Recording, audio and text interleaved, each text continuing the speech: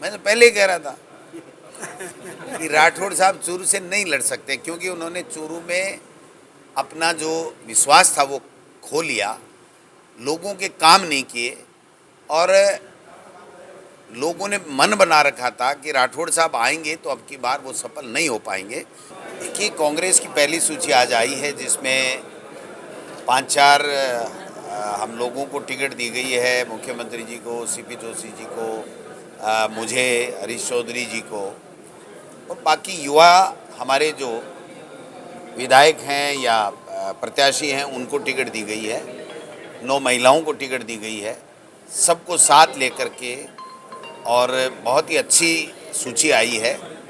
लोगों ने 5 साल में लोगों के बीच में काम किया, जिन लोगों ने, उनको पहली सूची में डाला गया है। अभी और सूचियां आनी बाकी हैं। हमारी पार्टी आलाकमान अपनी अपने रणनीति के तहत इन सूचियों को जारी करता है। मुझे उम्मीद है कि जल्दी से जल्दी और सूची भी आएगी। लेकिन आज कांग्रेस की सूची आई तो पूरे प्रदेश में एक मैसेज गया कि वास्तव में जो लोग काम करते हैं उनकी सूची आई है। और जब भारतीय जनता पार्टी की पहली सूची आई थी तो लोग बात करने लगे कि भाई इनके बारे में तो कभी सुना ही नहीं था। बीजेपी के सामने चुनाव लड़ने वाले 9 लोग जो बीजेपी को नहीं मानते उनकी सूची आई थी, या जो सांसद हैं 8-9 उनकी सूची आई थी, जिनकी न तो उनको खुद को उम्मीद थी न वहाँ के लोगों को उम्मीद थी कि इन लोगों की सूची आएगी। तो ये बीजेपी की जो सूची है वो 2024 में किन के टिकट काटने हैं उनको लेकर के सूची तैयार करके और पहले उनको एमएलए के इलेक्शन में उतारा गया। और हमने जिन लोगों ने काम किया है, जो लोग जनता के बीच में रहे हैं, सरकार की स्कीम को आगे बढ़ाया है, लोगों की दुख दर्द में शामिल हुए हैं, ऐसे लोगों की सूची जारी की है। और मैं उम्मीद करता हूं कि बहुत से योग्य लोग हैं जो तकनीकी कारणों से आलाकमान ने उनको सेकंड लिस्ट में डाला होगा, लेकिन वो भी बहुत योग्य हैं। जल्दी ही वो दूसरी सूची भी आपको देखने को मिलेगी।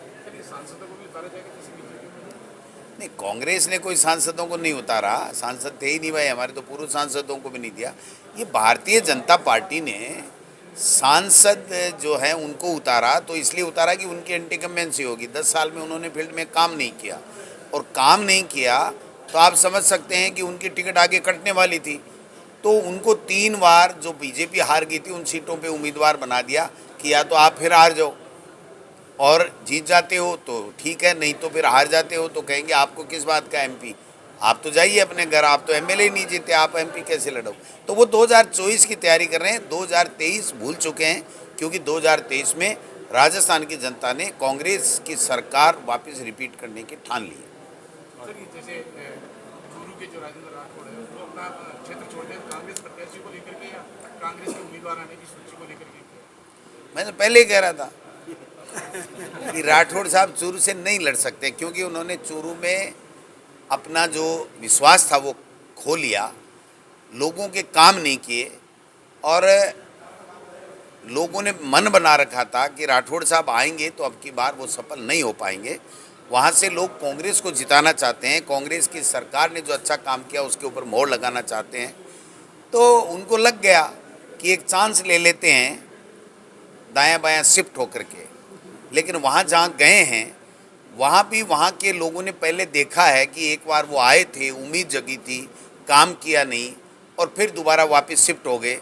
अब उनको कैसे विश्वास होगा कि राजेंद्र जी राठौड़ दोबारा चुनाव जीत करके 5 साल काम करेंगे और फिर यहाँ से चुनाव लड़ेंगे। तो मैं समझता हूँ कि ये सब मैं जो कह रहा था वही हुआ है, क्योंकि अब की बार भारतीय जनता पार्टी के बहुत से दिग्गज चुनाव नहीं जीत पा रहे हैं, क्योंकि हमारी कांग्रेस की सरकार ने काम अच्छा किया है और वो प्रतिपक्ष की भूमिका निभा नहीं पाए हैं।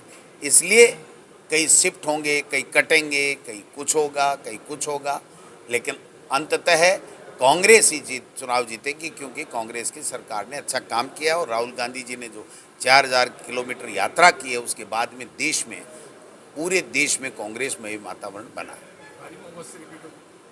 हाँ, भारी बहुमत से। दिख नहीं रहा, इधर उधर जा रहे हैं, नेता खुद ही भग जाए तो फिर आप बताओ जनता को क्या वो मोटिवेट करेंगे दूसरी जगह दूसरे कैंडिडेट को वोट दिलाने की।